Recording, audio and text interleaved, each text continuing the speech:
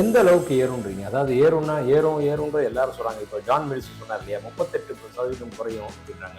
இத ஒரு திட்டவட்டமா, ஒரு வருஷத்துக்கு இத்தனை சதவீதம் ஏறும். இல்ல என்ன? உங்களுடைய அசெட்லாம் நீங்க எப்படி வந்து ஒரு சொத்துன்னு சொல்லி ஒரு இடத்த வாங்குறீங்க, எப்படின்னு சொல்லி ஒரு வீடை வாங்குறீங்க, அதே மாதிரி இது ஒரு சொத்து நினைச்சிட்டு வாங்குங்க. மக்களுக்கு பெரிய அளவில் அதன் மீது ஒரு பெரிய நம்பிக்கை இருக்கு. ஏனென்றால் உலகத்தின் மறுபடியும் சொல்ல உண்மையான கரன்சி தங்கம் மட்டுமே. ஹெட்ஜ் பண்ணிட்டீங்கன்னா உங்களுக்கு எந்த பிரச்சனையும் இல்லை. ஹெட்ஜிங் தான் பெஸ்ட் மெத்தடு. இது வந்து இந்த தொழிலகம் தெரியும். யாருக்காவது தெரியலன்னு சொன்னால் எனக்கு கண்டிப்பா ஃபோன் பண்ணுங்க, நான் உங்களுக்கு விளக்கமா சொல்றேன். ஷிவானி இன்டீரியர்ஸ் உங்கள் வீடு, அலுவலகம், வியாபார தலங்கள், வணிக நிறுவனங்கள் மற்றும் கார்ப்பரேட் கம்பெனிகள் அனைத்துக்கும் தேவையான இன்டீரியர்ஸ், எக்ஸ்டீரியரை சிறந்த முறையில் நியாயமான விலையில் அழகிய நுண்ணிய வேலைப்பாடுகளுடன் 25 கால அனுபவமிக்க தொழில்நுட்ப வல்லுநரை கொண்டு உருவாக்கி தருகிறோம். இன்றே திரையிலுள்ள எண்ணை தொடர்பு கொள்ளுங்கள். உங்களுக்கான சேவை செய்ய காத்துக் கொண்டிருக்கிறோம். ஷிவானி இன்டீரியர்ஸ், வாருங்கள், உங்கள் தளத்தை மேலும் அழகாக்குவோம் எங்களுடன். இப்போ நிறைய செய்திகள் வந்துட்டு இருக்கு. நகை பட்டறைகள் எல்லாமே அவங்கெல்லாம் வேலை இல்லாமல் ரொம்ப கஷ்டப்படுறாங்க. இந்த விலை உயர்ந்தனால ஆர்டர்கள்லாம் வரவே மாட்டேங்குது அப்படின்னு. அதெல்லாம் உண்மைதானா? எப்பவுமே விலை ஏறினால் நுகர்வோரை பொறுத்தவரை ஒரு நிதான போக்கை வந்து கடைபிடிப்பார்கள். ஏன்னா நீங்க ஒரு சின்ன விஷயம் சொல்றேன். ஒரு இன்னைக்கு தேதி 26ன்னு வச்சுக்கோங்களேன்.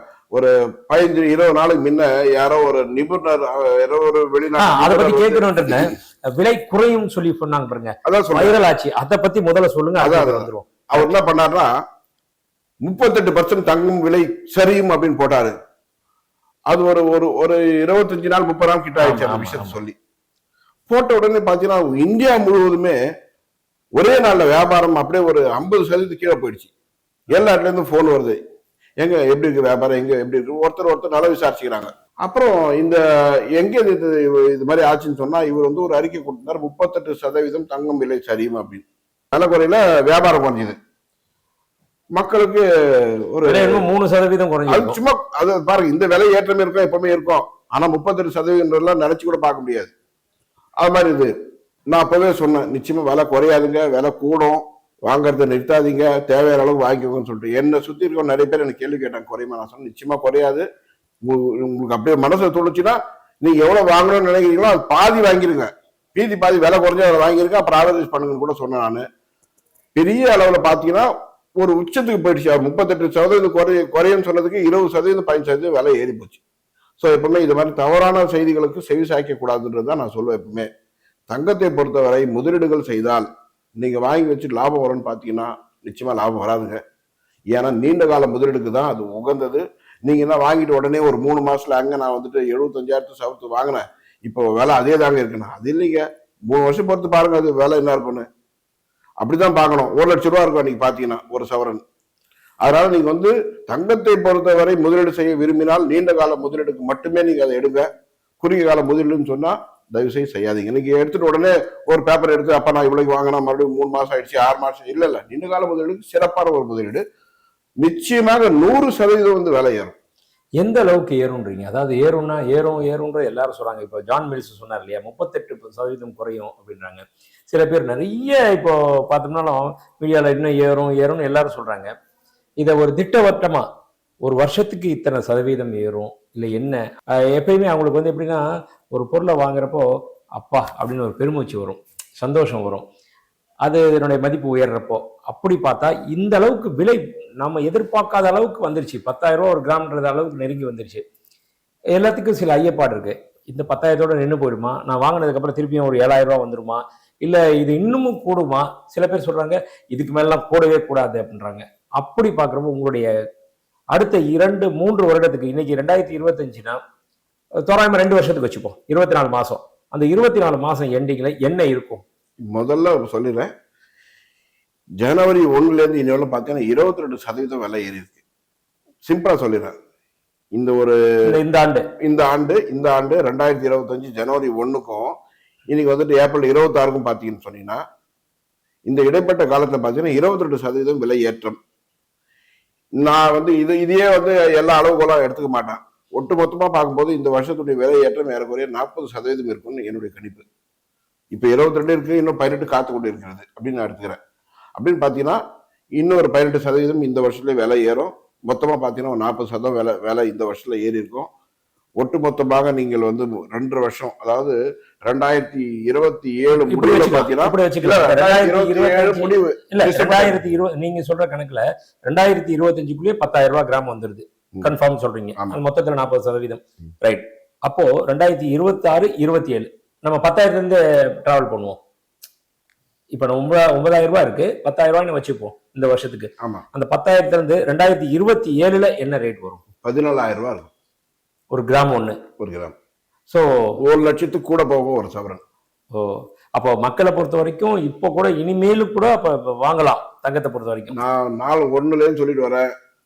ஷிவானி இன்டீரியர்ஸ் உங்கள் வீடு, அலுவலகம், வியாபார தலங்கள், வணிக நிறுவனங்கள் மற்றும் கார்ப்பரேட் கம்பெனிகள் அனைத்துக்கும் தேவையான இன்டீரியர்ஸ், எக்ஸ்டீரியரை சிறந்த முறையில் நியாயமான விலையில் அழகிய நுண்ணிய வேலைப்பாடுகளுடன் 25 கால அனுபவமிக்க தொழில்நுட்ப வல்லுநரை கொண்டு உருவாக்கி தருகிறோம்.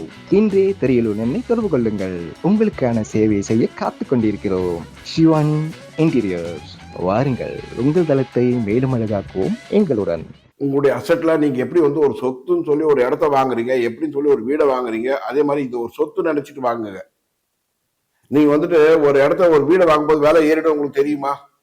இது 5 வருஷம் பொறுத்து டபுள் ஆயிரும் உங்களுக்கு தெரியுமா? 10 வருஷம் பொறுத்து இது என்ன வேலை இருக்குன்னு தெரியுமா? தெரியாது. நீங்க அதே அதுல என்ன நம்பிக்கை இருக்கோ அதே நம்பிக்கை இது மேல வைங்க. இது வந்து 2 விஷயம் இருக்குங்க. யாராவது ஒரு இடத்துல வந்துட்டு ஒரு சம்பந்தம் பேசுறாங்க, என்னங்க அவர் எங்க இருக்காருங்க? இங்க இருக்காரு. என்ன வேலை செய்யறாரு? இந்த வேலை செய்யறாரு. வீடு என்னங்க? அங்க இருக்காரு. சொந்த வீடா? அடுத்த கேள்வி, சொந்த வீடா? சொந்த வீடுன்னு சொல்லும் போது ஓகே. ஏன்னா அவங்க எவ்வளவு சவரம் போடுவாங்க? அடுத்த கேள்வி. 50 சவரம் போடுவாங்க, 100 சவரம் போடுவாங்க, 25 போடுவாங்க, ஏதாவது ஒரு நம்பரை சொல்லுவோம். ஸோ இது எல்லாமே வந்துட்டு இதை பேஸ் பண்ணி தான் ஃபைனான்சியல் உங்களுடைய பொருளாதாரத்தை நிர்ணயம் செய்யக்கூடிய ஒரு விஷயமா. உங்களுடைய அசெட், இம்மூவபிள் அசெட்னா ஒரு வீடா இருக்கும். அடுத்தது உங்களுடைய சொத்தா பாத்தீங்கன்னு சொன்னீங்கன்னா உங்ககிட்ட இருக்க நகை தான் இருக்கும்.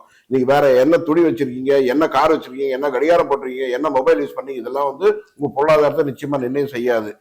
நிர்ணயம் செய்யக்கூடிய 2 தான். ஒண்ணு உங்களுடைய இம்மூவபிள் அசெட்னு சொன்னீங்கன்னா ஒரு வீடா இருக்கும், இல்ல உங்க பிளாட்டா இருக்கும், இல்ல உங்க நிலமா இருக்கும். அடுத்தது பாத்தீங்கன்னா நகை தான் இருக்கும். அதனால நீங்க அதாவது ஒரு வீட்டுக்கும் ஒரு இடத்துக்கும் எவ்வளவு முக்கியத்துவம் தரீங்களோ அதே அளவு உங்க சொத்துல ஒரு பெரிய பங்கு வந்துட்டு தங்க நகைக்கு கொடுத்தாங்க. சில பேர் சொல்றாங்க, இப்ப நானுமே தான் பல ஆராய்ச்சி பண்ணிட்டு தங்க விலை உயருன்றோம், நீங்களும் அதான் சொல்லி திரும்ப திரும்ப சொல்றீங்க. கமெண்ட்ஸ்ல பாத்தீங்கன்னா நம்ம பாசிட்டிவ் கமெண்ட்ஸை படிக்கிறப்ப நெகட்டிவும் படிக்கணும்ல. சில வியூவர்ஸ் கேட்டிருக்காங்க, இவங்க எல்லாம் எப்போ பார்த்தாலும் ரேட்டு விலை ஏறும்னு கூவிக்கிட்டே இருக்காங்க, இவங்க சொல்றதுனாலே விலை கூடிக்கிட்டே இருக்கு அப்படின்றாங்க. இது எந்த விதமா நீங்க எடுத்துக்கிறீங்க? நான் வந்து வெறும் சொல்றேங்க. நான் சொன்னாலும் சொல்லனாலும் நிச்சயமா விலை ஏறும். நான் வந்துட்டு இது செய்தியா உங்களுக்கு சொல்றேன். நான் சொல்லலைன்றதுக்காக விலை நின்றுட போறது இல்லை. ஏன்னா விலைங்கிறதே வந்து பாத்தீங்கன்னு சொன்னா சர்வதேச நிலவரங்கள் அப்படிதான் இருக்கு. ஒண்ணுமே வேண்டாங்க. கோவிடுக்கு முன், கோவிடுக்கு பின் அப்படின்னு பாத்தீங்கன்னா 40,000 ரூபாய் இருந்த ஒரு சவரன் கோவிடுக்கு பின் 60,000 ரூபாய் ஆயிடுச்சு. அப்போ அவருடைய விலை ஏற்றம் 35% ஆயிடுச்சு. அந்த 35% எங்கேருந்து வந்தது?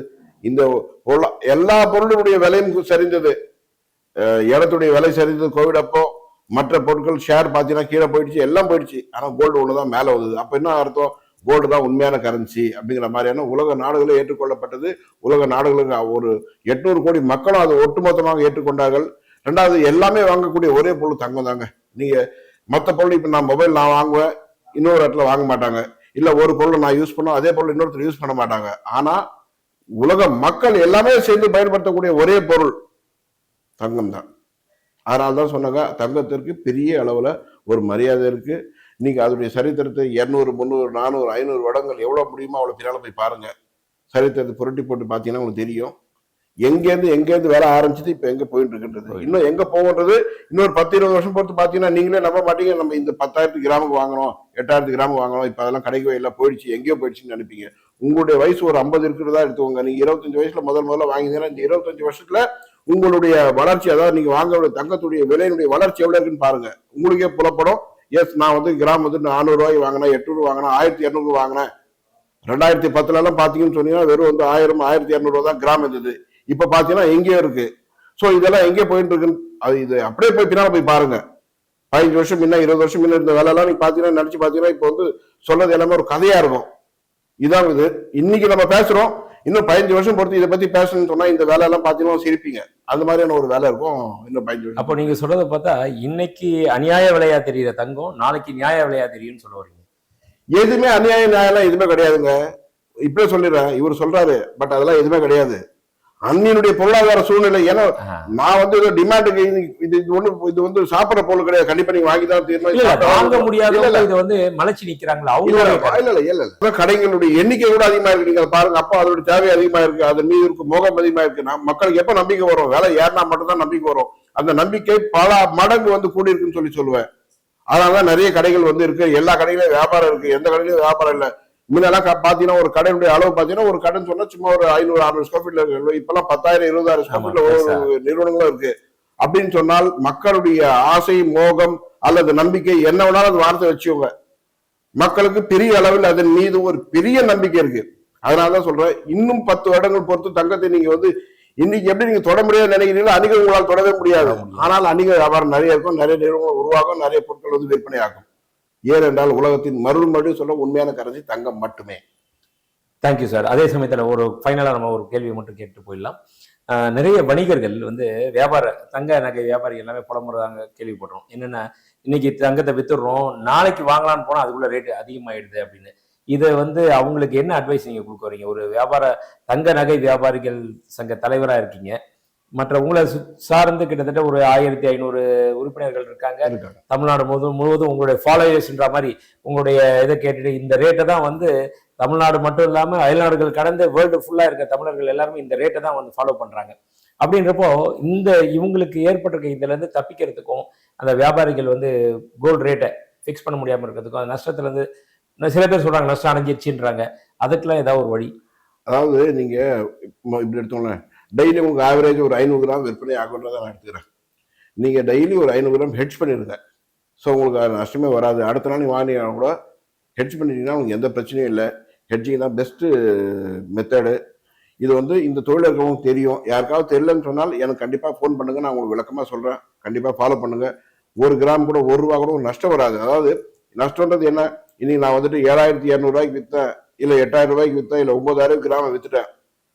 நாளைக்கு நான் வந்துட்டு இன்னைக்கு வித்ததை நாளைக்கு நான் வாங்க போறேன்னா 9,200 ரூபாய்க்கு வாங்கினா என்ன பொறுத்தவரை 200 ரூபாய் எனக்கு கிடைக்கக்கூடிய லாபத்திலிருந்து மொத்தம் போயிடுச்சுன்னு நினைச்சுப்பேன். அந்த நஷ்டத்தை வரக்கூடாது அப்படின்னு நீங்க நினைச்சீங்கன்னா ஹெட்ஜ் பண்ணிருங்க. எந்த பிரச்சனையும் நாளைக்கு பொறுமையா நீங்க வாங்கலாம். ஸோ தினம் நீங்க ஒரு 400 கிராம் 500 கிராம் 600 கிராம் எவ்வளவு தரக்கூடிய விற்பனை ஆகுன்றது ஒரு கணிப்பு இருக்கோ. நம்ம அட்வான்ஸ் டேக்ஸ் கட்டுறோம், எதை வச்சு கட்டுறோம்? எனக்கு இந்த வருஷத்துடைய வருமானம் இவ்வளவு இருக்கும், பேஸ் பண்ணி தான் நம்ம அட்வான்ஸ் டேக்ஸ் கட்டுறோம். அது முடிவுல தான் தெரியும் கடைசியா நம்ம எவ்வளவு கட்ட வேண்டியது இருக்குன்றது. அதே மாதிரிதான் இது ஒரு அட்வான்ஸ் டேக்ஸ் மாதிரி மைண்ட்ல வச்சுட்டு இதே மாதிரி டெய்லி தேவையான அளவுக்கு ஹெட்ஜ் பண்ணிக்கோங்க. பெஸ்ட் மெத்தட் இது. Okay sir. பல உங்க வேலைகளுக்கு நடுவில் சிறப்பான ஒரு, அதாவது வியூவர்ஸோட சைட்லேருந்து நான் எப்பயுமே என்னோட இங்கேருந்து பேசுவேன். அதோட இப்போ நான் வியூவர்ஸ் இருந்து அவங்களுடைய மனசில் என்னென்ன தோணுச்சு அதெல்லாம் உங்கள்கிட்ட கேட்டேன். அழகான, விரிவான, அற்புதமான நிறைய கருத்துக்களை பகிர்ந்தீங்க. நன்றி. நன்றி. நம்ம சேனலை லைக் பண்ணுங்க, கமெண்ட் பண்ணுங்க, ஷேர் பண்ணுங்க, சப்ஸ்கிரைப் பண்ணுங்க, மறக்காம பெல் பட்டனை பிரஸ் பண்ணுங்க. என்றும் இணைந்திருங்கள் கோல்டு குருவுடன்.